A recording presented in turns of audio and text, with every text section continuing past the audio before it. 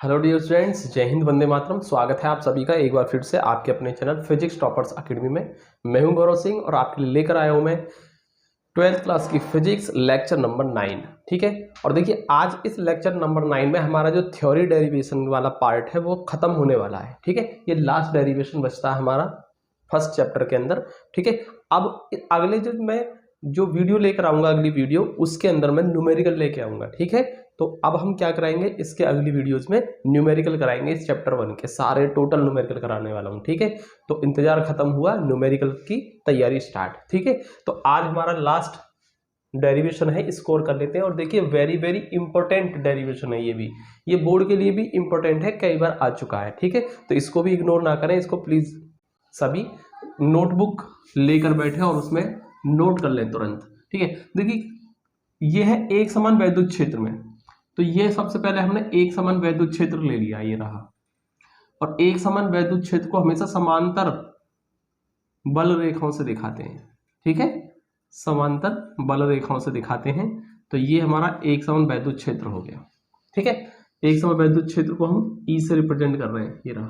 ठीक है, ओके, एक समान वैद्युत क्षेत्र हो गया।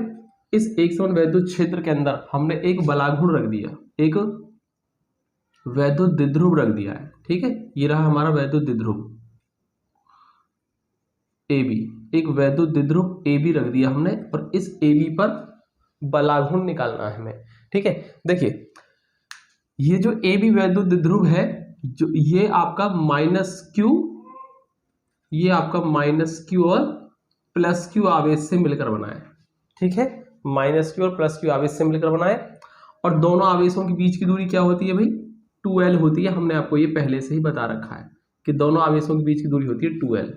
ठीक है, हम 2l ही लेते आए हैं अब तक, तो यहां पर भी हम 2l ही लेंगे। और देखिए ये जो रखा हुआ है वैद्युत क्षेत्र के अंदर रखा हुआ है, अब मैंने यहां पर इस तरीके से सीधी रेखाएं खींच दी। ठीक है, और ये जो बिंदु है इसको मैंने नाम दे दिया है C। ठीक है, ए ये आपका B पॉइंट है, इसको मैं और ठीक से बना देता हूं, ये रहा B पॉइंट और ये हो गया आपका C पॉइंट। ठीक है, तो ये जो BC जो रेखा है, यानी BC जो दूरी है ना, ये यही क्या होगी, लंबवत दूरी होगी दोनों आवेशों की। ये आवेश और ये आवेश, इन दोनों के बीच की लंबवत दूरी है। ठीक है, तो ये जो BC है दोनों आवेशों के बीच की, देखो एक आवेश ये रहा और एक आवेश ये रहा, तो दोनों के बीच की क्या आ गई, लंबवत दूरी आ गई है। ठीक है, तो दोनों आवेशों के बीच की लंबवत दूरी कौन सी है, आपकी BC है। ठीक है, हमें इसकी जरूरत पड़ने वाली है।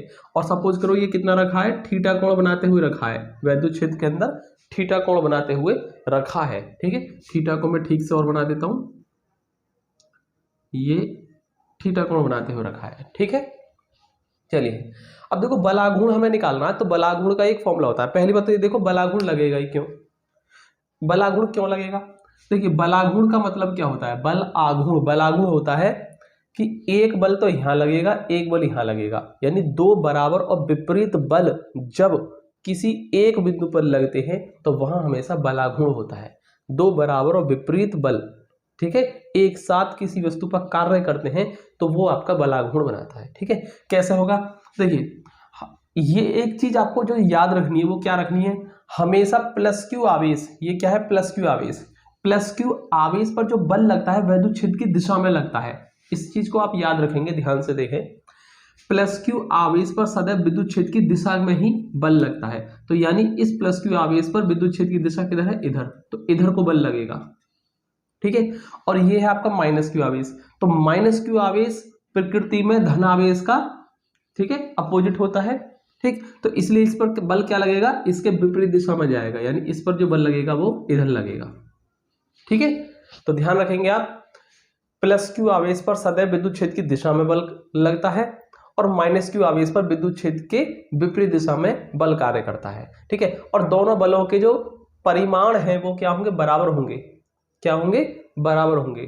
क्यों बराबर होंगे, क्योंकि दोनों के आवेशों के परिमाण बराबर है। जब आवेशों के परिमाण बराबर है और एक समान विद्युत क्षेत्र के अंदर रखा हुआ है तो दोनों पर कार्य करने वाला जो बल होगा वो भी क्या होगा, बराबर होगा, परंतु दिशा में विपरीत होगा। ठीक है, क्यों होगा, क्योंकि +q आवेश पर सदैव विद्युत क्षेत्र की दिशा में बल लगता है और -q आवेश पर विद्युत क्षेत्र के विपरीत दिशा में बल लगता है। ठीक है, तो दोनों बलों का जो परिमाण है वो बराबर होगा। और हम जानते हैं कि F बराबर क्या होता है, QE। मैं इसको E को यहाँ दिखा देता हूँ, कितना बल कार्य करेगा धनावेश पर बल कार्य करेगा QE, तो चाहो तो प्लस QE भी ले सकते हैं, ठीक है। इसी तरीके से यहाँ पर जो बल लग रहा है ये बल कितना होगा F बराबर माइनस QE होगा, ठीक है।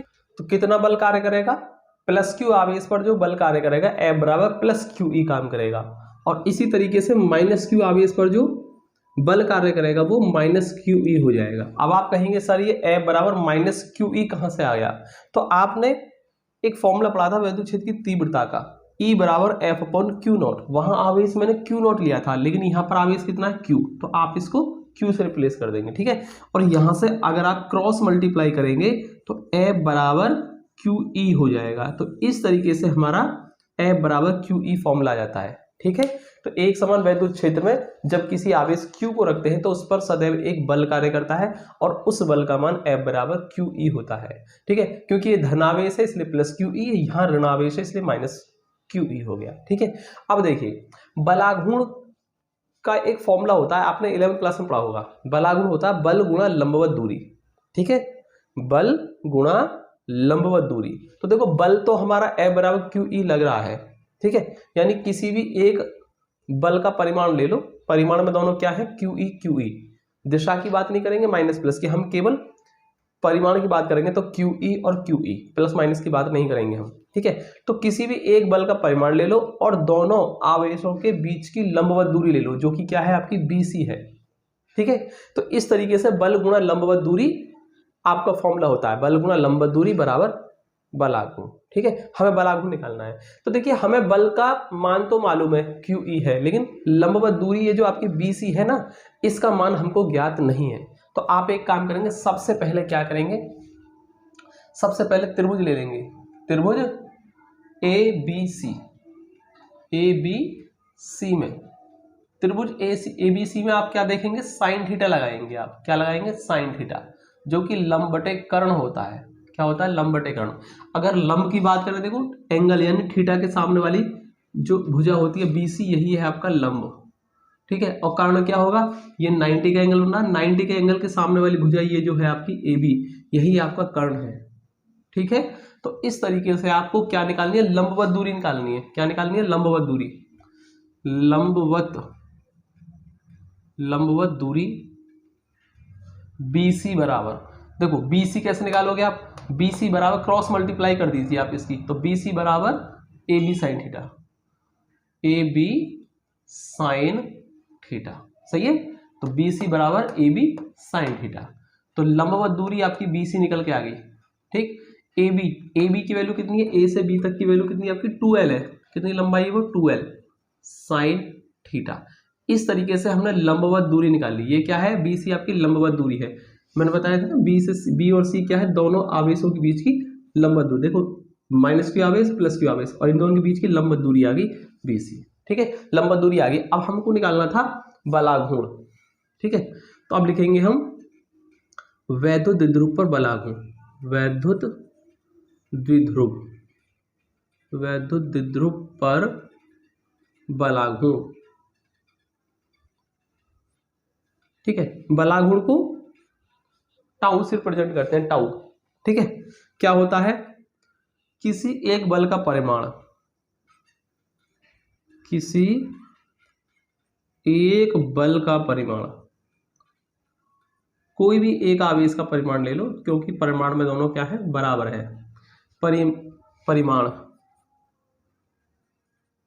गुणा क्या आएगा, इसको मैं रफ कर देता हूं, इसकी जरूरत नहीं है अब हमें। किसी एक बल का परिमाण और आएगा दोनों आवेशों के बीच लंबवत दूरी, दोनों आवेशों के बीच की लंबवत दूरी,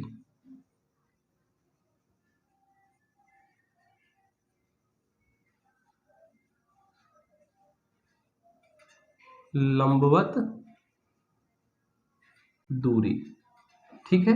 ये हमारा फॉर्मूला होता है, ठीक है, बलाघूर्ण का। अब जरा ध्यान से देखेंगे, किसी एक बल का परिमाण क्या ले लिया मैंने F, और दोनों आवेशों के बीच की लंबवत दूरी क्या आई है हमारी BC होती है इसमें, ठीक है। तो टाउ बराबर F बराबर क्या है हमारा, F बराबर QE है, क्योंकि परिमाण की बात कर रहे हैं हम तो QE लेंगे, प्लस माइनस की बात नहीं करेंगे।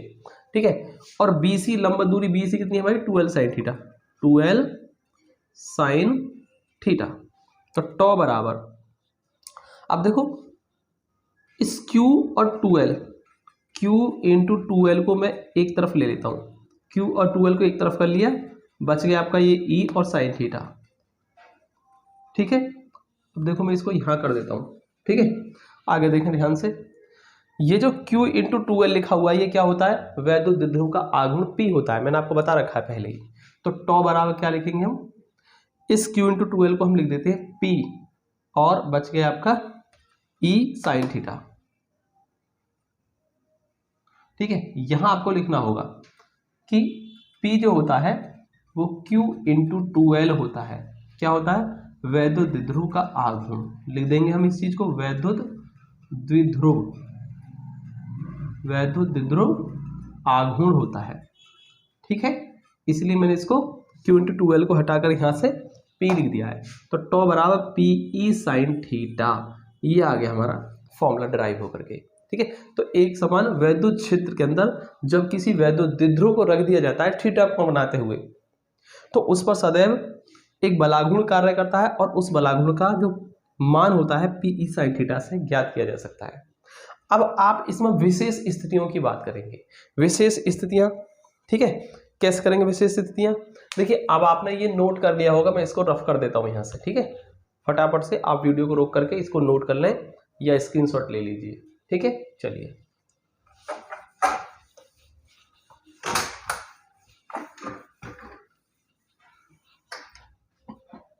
इसमें आएंगे हम विशेष स्थितियां, स्पेशल कंडीशन।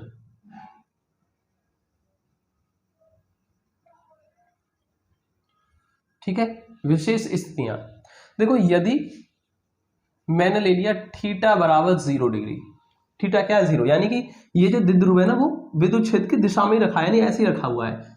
ठीक है, थीटा एंगल है और थीटा एंगल को कर दें 0, तो इसका मतलब क्या आएगा, थीटा 0 का मतलब है कि वैद्युत द्विध्रुव कहाँ रखा है, वैद्युत क्षेत्र के दिशा में ही रखा हुआ है, यानी वैद्युत क्षेत्र के संरेखित रखा है, थीटा बराबर 0। ठीक है, तो फिर क्या होगा, बलाघूर्ण टाउ बराबर PE साइन 0, थीटा को क्या कर देंगे हम 0, टाउ बराबर साइन 0 की वैल्यू 0 होती है, यानी कि पूरा क्या आ जाएगा 0, क्या आ गया 0। इसका मतलब क्या है, वैद्युत द्विध्रुव पर कोई बलाघूर्ण कार्य नहीं करेगा। तो ध्यान रखना, ऐसी भी सिचुएशन होती है, ऐसी भी कंडीशन होती है जहां पर वैद्युत यानी कि एक समान वैद्युत क्षेत्र में द्विध्रुव को रख दिया जाता है तो उस पर कोई बलाघूर्ण लगता ही नहीं है। कब नहीं लगता है, ये जब नहीं लगता है जब कैसा रखा हो, वैद्युत द्विध्रुव क्षेत्र की दिशा में ही रखा हो, यानी कि क्षेत्र की दिशा के संरेखित हो। ठीक है, यानी वैद्युत क्षेत्र की दिशा में ही रखा हो 0 एंगल बनाते हुए, तो वहां पर कोई बलाघूर्ण कार्य नहीं करता है। ठीक है, ओके। अब इसमें विशेष स्थितियां नंबर 1 हुई, अब हम लिखते हैं इसमें विशेष स्थितियां नंबर 2 कि यदि थीटा बराबर 90 डिग्री, अब मैं 90 डिग्री लेता हूं।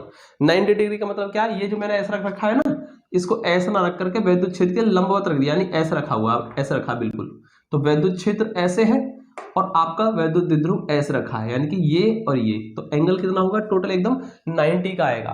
ठीक है, यानी वैद्युत द्विध्रुव कैसा रखा है, क्षेत्र की दिशा के लंबवत रखा है। तो फिर क्या होगा, तो टाउ बराबर कितना हो जाएगा, PE साइन थीटा कितना आपका 90 डिग्री। जब 90 हो जाएगा, अच्छा ये बताइए 90 होने पर कितना होगा, ये साइन 90 की वैल्यू होती है 1, तो टाउ बराबर कितना हो जाएगा, PE इंटू 1, यानी टाउ बराबर कितना हो जाएगा, PE हो जाएगा। और देखिए जब किसी भी फॉर्मूले के अंदर से थीटा की वैल्यू रखने से sine cos tan cot sec cosec यानी ट्रिग्नोमेट्रिक टर्म खत्म हो जाता है, तो बची हुई वैल्यू जो होती है मैक्सिमम वैल्यू होती है। तो आप इसमें देखा PE साइन थीटा, और जैसे हमने थीटा 90 रखा तो ये साइन थीटा यानी साइन वाला टर्म खत्म, यानी टॉ बराबर PE साइन थीटा में से केवल PE रह गया, साइन थीटा वाला टर्म खत्म, यानी ट्रिग्नोमेट्रिक टर्म खत्म हो गया थीटा की वैल्यू 90 रखने से। तो इसका मतलब 90 पर सबसे ज्यादा बलाघूर्ण काम करता है, तो इसका मतलब ये वैल्यू क्या होगी, मैक्सिमम होगी, मैक्सिमम। अर्थात जब वैद्युत द्विध्रुव वैद्युत क्षेत्र की दिशा के लंबवत रखा होता है तो सबसे अधिक बलाघूर्ण कार्य करता है। ठीक है, तो ये इसका रिजल्ट हो जाएगा इस तरीके से। तो ये दो आई कंडीशन, और तीसरी कंडीशन हम ले लेते हैं। अब क्या लेंगे कि यदि थीटा बराबर 180, क्या ले लें 180 यानी 180, तो फिर क्या होगा, थीटा को 180 करेंगे हम, तो टॉ बराबर पी ई साइन 180। अब साइन 180, साइन 180 की वैल्यू भी क्या होती है, जीरो होती है, तो टाउ बराबर कितना हो जाएगा, फिर से जीरो हो जाएगा। यानी कि जीरो, जीरो का मतलब मिनिमम भी होता है, क्या होता है मिनिमम, एक तरीके से क्या कह सकते हैं मिनिमम, यानी सबसे कम बलाघूर्ण जो लगेगा वो या तो इस तरीके से जीरो एंगल बनाते रखा हो, या पूरा 180 घुमा देंगे, पलट करके इसको अपोजिट कर देंगे, यानी कि इस तरीके से यहां पर जब जीरो एंगल बनाते हुए रखा है तब भी बलाघूर्ण नहीं काम कर रहा, और आपने इसको 180 घुमा दिया तब भी बलाघूर्ण काम नहीं कर रहा, क्योंकि अब भी क्या है, वैद्युत क्षेत्र की दिशा के ही संरेखित है। ठीक है, पलट ही तो गया है तो अब भी संरेखित। तो 0 और 180 पर बलाघूर्ण शून्य होता है, और सबसे अधिक बलाघूर्ण जो कार्य करता है वो 90 डिग्री पर करता है, या फिर कब करेगा, पूरा 270 डिग्री, जब इसको आप घुमा देंगे तब हो जाएगा। ठीक है, तो तीन ही कंडीशन काफी है हमारी, चाहो तो आप 270 की भी ले सकते हैं, 270 पर फिर से क्या आ जाएगा, मैक्सिमम बलाघूर्ण कार्य करेगा। ठीक है, तो आई थिंक आपको इतना समझ में आया होगा। आज की वीडियो हमारी यहीं खत्म होती है, और अगली से जो वीडियो आएगी हमारी, ठीक है, उसमें हम न्यूमेरिकल लेके आएंगे। तो इस चैप्टर के न्यूमेरिकल आपको करने होंगे, और साथ के साथ प्रैक्टिस करेंगे बहुत अच्छे तरीके से, एक एक चीज समझा करके मैं आपको न्यूमेरिकल कराऊंगा, इसके सारे न्यूमेरिकल कराऊंगा, बस आपको मेरे साथ मेहनत करनी है। ठीक है, तो मिलते हैं अगले वीडियो में। जय हिंद।